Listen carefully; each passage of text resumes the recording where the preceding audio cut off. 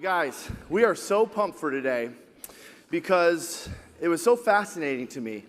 I had so many first-timers come up to us yesterday and say, oh my gosh, I cannot believe, if I left today, this was worth it. I cannot believe how much content and everything you guys share.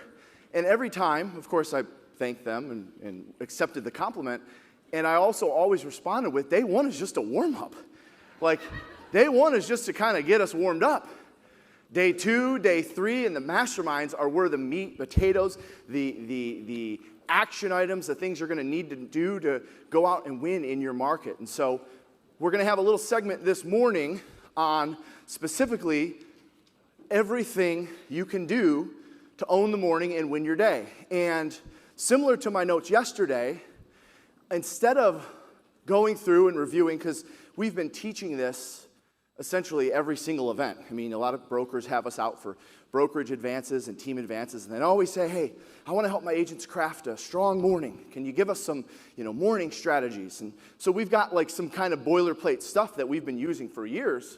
And I thought, you know what, maybe this time that material could use a little bit of an update. And so what I did is similar to yesterday's notes, which were written while I was sitting in complete silence on a plane. I thought, okay, forget about everything we've been teaching on how to help agents own the morning and win the day.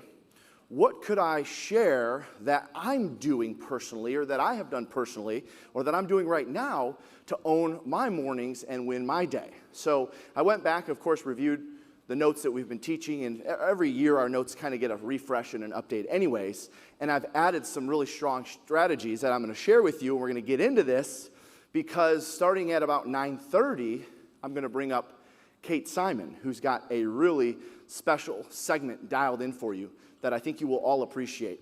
Not only is it motivational and inspirational and exciting, but it's also real and raw stuff of what it's taking to succeed right in this moment.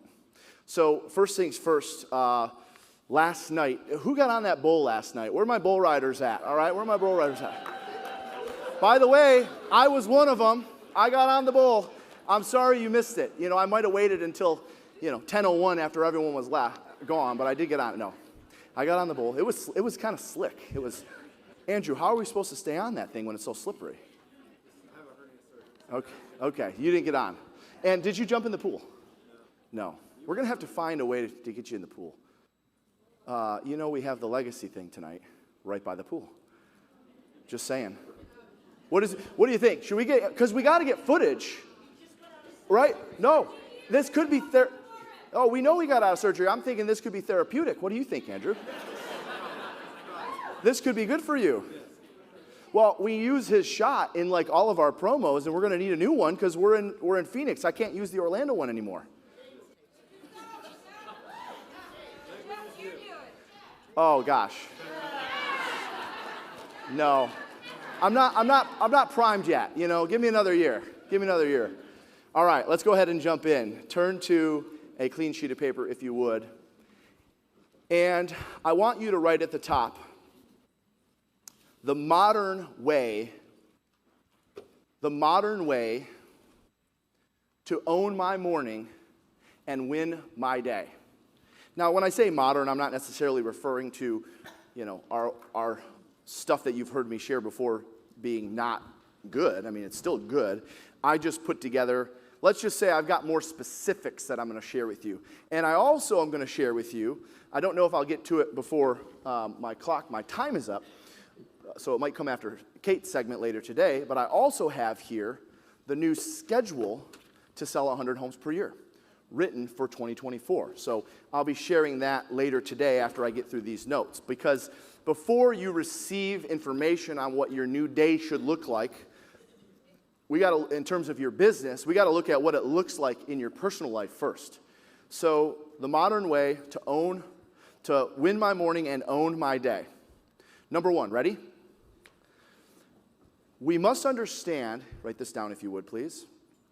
We must understand there's a direct correlation. We must understand that there is a direct correlation between an agent's production and their daily routines. We must understand that there's a direct correlation between an agent's production and their daily routines. By the way, I started with that one. You don't have to write this next one down. That's point number one. You don't have to write this next sentence down. I have this written in here for me. Again, don't write this part down. If we can figure that out, you will absolutely have a breakthrough. I mean, I almost should have finished with that one. But I wrote this raw, kind of uncut, on a flight, thoughts to myself. That was the first thing that came out when I thought about what a daily success schedule looks like. That's the first thought. And I tell agents all the time, if you can just figure that part out, if you can just, watch, if you can just start your day at the same time, you're halfway there. Because consistent activities will breed consistent results every time. That's number one. Number two, write down, what holds me back from being disciplined with my time? Write that down, please, with a question mark. So what holds me back from being disciplined with my time? What holds me back from being disciplined with my time? Do you know the answer, by the way? Not knowing what you want. Not being clear on why you're doing what you're doing. Because if you just look at as a real estate agent as a job, well, then you're going to go back to why you got into real estate in the first place, so you can have freedom and flexibility. What holds us back from being disciplined with our time? It's our lack of want. It's our lack of not knowing. So we first have to be clear on why we want it so bad. And don't give me this, I'm not a morning person. That's an excuse. Not only is that an excuse, but that's actually an affirmation. You understand, when you say that, the more you say it, you're affirming it to be true. That's a mindset. Not being a morning person is a mindset, just like being a morning person is a mindset. You choose to be a morning person. That's a mindset. Next, number 3. I want you to look at your time. So just go ahead and write down. Look at my time as ROT moving forward. Look at my time. This is good stuff, but it's nothing to sneeze at. Thank you. Jeez. I had to find somewhere to get that in, That's the one time, all right? I got it out of the way. Look at my time as ROT moving forward. What does that mean? That means return on time. Return on time. And I'm going to teach you a little activity. I know that Taylor talks about it in her Systems of Real Estate class, and it's called the dollar sign activity, okay? So here's what you should do if you want to have more results with your time. So first things first, you have to figure out your average dollar per hour, okay, which is pretty simple. I mean, you can take approximately how many hours a week you work times how many weeks a year you work. You can figure out approximately how many hours for the year you work. You take your 1099 or your GCI or your net income, I don't care which one you use.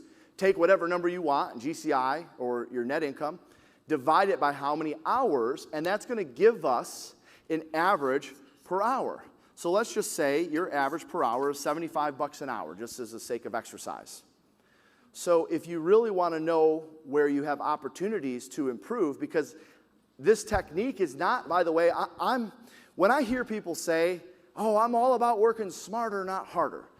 Keep in mind, I'm from Detroit. I mean, hard work and grit and tenacity, like that's like we're born with that, right? Like, manufacturing, the assembly lines, like we're a working class town. So a lot of times when I hear that, I think, that's BS. I don't really buy into this idea of working smarter. Well, there are definitely ways to work smarter that I've learned through the years. One of them is through versatility. One of them is through mastering communication styles, which I have in my notes to get to tomorrow. But another way is identifying the return on your time and placing a dollar sign symbol, and I'll show you what I mean by this. So if you look at your daily activities, and I remember actually Kathy Schweitzer made us do this as managers. Lloyd, you probably remember this time activity. We had a little buzzer that went off like every 9 minutes. And we had to do that from the time we got in the office till the time we were done for the day. And every time this buzzer went off, we had to write down what we were doing right in that exact moment. So it didn't matter what our schedule said. We had to write down, as soon as the buzzer goes off, oh, crap, checking my AOL. This was a long time ago. All right, buzzer goes off. Hanging out, pouring myself a cup of coffee. Bummer, I got to write that down. We literally had to write down every single thing we were doing. I think it was every 9 minutes, this timer went off. And then why did we do this? So that we could go back and see where our inefficiencies were, so we could work smarter, not harder. All right, I understand that concept now. And so how I would recommend you guys do that, whether you do that activity, I encourage it. It helped me understand the value of time. But once you're done, you look at this list, and let's just say you have all this stuff written down, grabbing a cup of coffee, calling an expired, talking to a seller, drinking getting a pot of coffee made, whatever. You have all this stuff that you're writing down as this buzzer goes off. Or again, if you don't want to do the time activity, just look at your schedule. Although I think the time activity is more effective because it's your actual, right? It's the goal versus the actual. The schedule's the goal, the actual is what you really did. And then you go to each activity, and you're going to put either a $1 sign equals below your average dollar per hour, a $2 sign is essentially a wash, and a $3 sign means the activity was above your average dollar per hour. So what does that mean? All right, so watch this. If I am filling out listing paperwork, all right, that's going to be a $1 sign activity because that is below my average dollar per hour. In other words, I could technically compensate someone else a fraction of that to do that for me. And then I look and say, okay, I'm responding to emails. Well, I need to respond intelligently, and I might have to dictate to a staff person, so it might take a little bit of thought, but ultimately that's something that they could probably do as well. But because I still have to be involved, that's a $2 sign activity. It keeps my average dollar per hour right where it needs to be. And then, of course, going on an appointment is anything, of course, that raises your average dollar per hour. So if I'm looking at this number and I look at what my activities are each day, I want to go back and put dollar signs next to every single activity so that guess what ends up happening? And this is the number one question I get from agents who get to 40, 50 transactions. Jeff, I'm ready for an assistant. Can you help me with a job description? So instead of Googling job description for real estate executive assistant, what I want you to do is I want you to do this activity with your time. Because here's why. When you're done, you get to take all the $1 sign stuff. We'll put a 2 on this one. You get to take all the $1 sign stuff. You're going to circle it. And guess what you just created? Your job description for your new executive assistant. Because now you're removing all of the things that reduce your average dollar per hour, and you're keeping the things that keep it right where it's at or increase it. Absolutely an effective technique. I will tell you, executives do this. It's a very powerful technique. As real estate agents, it's something that we should consider doing, looking at our time as what's our return on our time moving forward.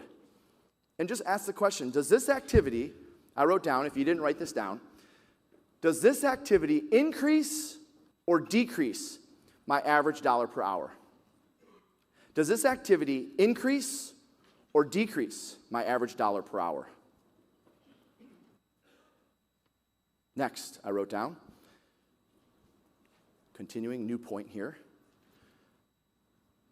In terms of owning the morning and winning the day, we must understand that our day starts the night before, and therefore, setting an alarm to go to bed is no different than setting an alarm to wake up.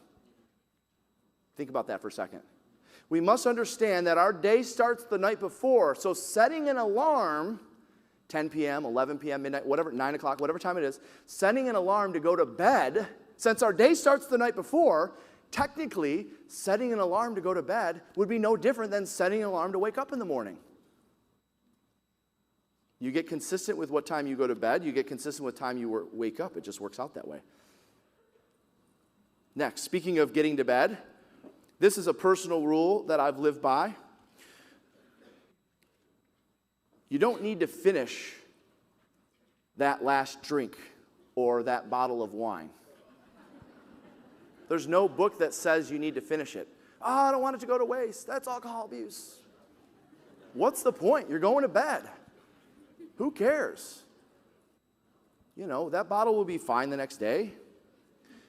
You don't need to finish that drink or that class. This is something that I've actually lived by for years. I mean, even I can have, hey, it's time to go, half a bottle of beer. Leave it there. You don't need to finish it. There's no value. Of course, the best option would be not drinking at all. But if you have to drink, then you don't need to finish it each time. Next, absolutely chug a glass of water before bed and first thing in the morning when you wake up. Make it a habit of this. I'm not going to get into all the health benefits and why you should do this, and this isn't even something this is something I do, but this isn't something I came up with. This is something I've learned through research of healthy people. Chug 1 glass of water before bed. It's like the last thing you consume, and 1 glass when you wake up. First thing you do when you wake up. And for me, a lot of you notice in the videos and stuff, I have a hard time drinking water. So I drink a lot of sparkling water. And that helps. Try that if you're not someone that loves drinking water. Oh, I love this next one. Before bed, always visualize what you have to do the next morning. Before bed, always visualize what you're doing the next morning. It's like running the play in your head. You understand that when you see these football players and stuff sitting on the sidelines or sitting in the end zone, looking out in the field, do you know in most cases what they're doing is they're imagining themselves running a play? They're thinking about how that play is supposed to develop. They're picturing it in that moment. I do the same thing. Every night before bed, I think about, okay, as soon as I get up, I got to do this, got it, yep. Once I get to the office, I got to do this, yep, got it. I'm visualizing how the morning's going to go. Next, if you want to own the morning and win the day, before bed, know exactly what you're going to wear the next day. Seriously. Know exactly what you're going to wear the next day. Because every decision you have to make in the morning takes just a little bit away from your mental energy. And you need that mental energy. If I'm starting to dial expireds, let's just say, for instance, at 7:59, I need all the mental toughness and energy as possible. So therefore, I can't wake up and think about, oh, shoot, I need to wash my socks. Oh, my God, I forgot to put my clothes in the dryer. The night before, you know exactly what you're going to wear. Next, always get your fuel for energy in order. Always get your fuel and energy for order and make sure you're not out of anything. I'll explain what I mean by that. Always get your fuel for energy in order and make sure you're not out of anything. You guys know the feeling. Oh, crap. We're out of creamer. I hate black coffee. You're already starting off with some negativity in the morning.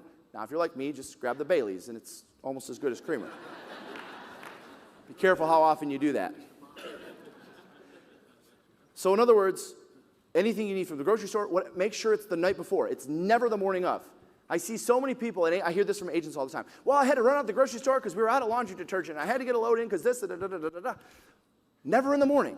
I understand things come up, but not in the morning. Every single day you take away from your morning routine, you're going to hurt yourself later.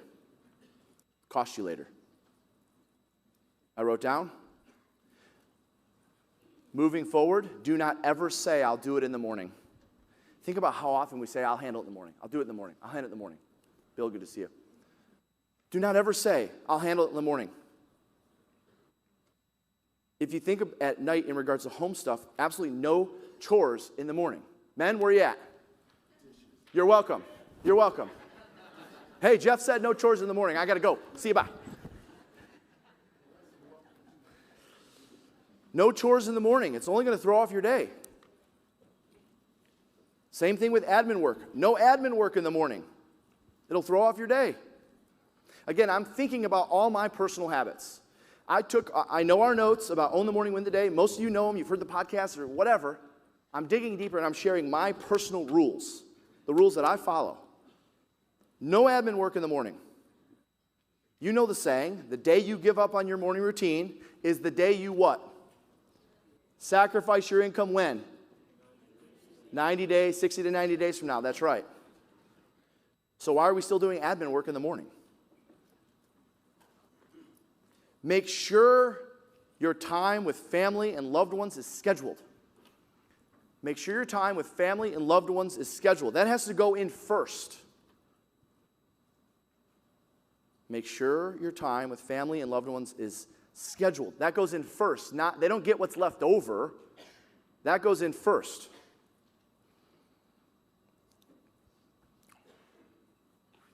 Next, especially for my northern friends. So if you're in the South, you don't have to worry about this one. But brush your car off before your schedule starts. Seriously. If you're scheduled to leave your house at 8 o'clock, because everyone should have a scheduled departure time. No different than, do you know how you are about getting to an airport on time? That should be how you are the morning every time you get up to go to the office. We got to leave by this time in order to be there 2 hours early or 1 hour early or whatever. So therefore, if I'm leaving my house, which for years it was 7 a.m., if I'm leaving my house at 7 and I know we just got 3 inches of snow, then I have to go out there at either 6 or 6:30 or 6:50. I have to plan, I have to budget for that. I can't go out there at 7 and spend 5-10 minutes brushing off snow. Now I'm 10 minutes behind. I have to budget for that. Next, no news in the morning. No media, no news in the morning. No media, social media also. Okay, we'll talk about when I give you the recommended schedule where social media goes. No news and no social media in the morning. You have to control what goes in your mind. And when you view something, you lose control of what's going in your mind because you can't help but see something. You can't help but hear something. You can't help but read something. Again, all of this stuff is mindset work. It's discipline. No news or social media in the morning. Next, I read something positive every day, at least 1 to 2 pages out of a book per day. 1 to 2 pages, that's all I'm asking for. 1 to 2 pages. Read something positive every day. 1 to 2 pages.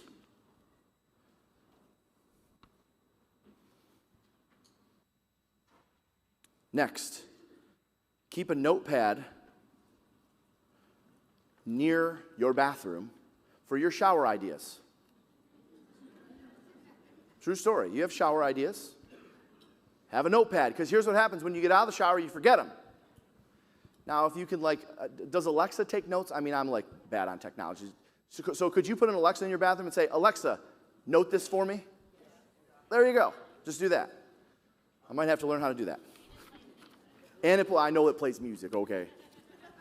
I know that part. I didn't know it could take notes for me. That's pretty cool.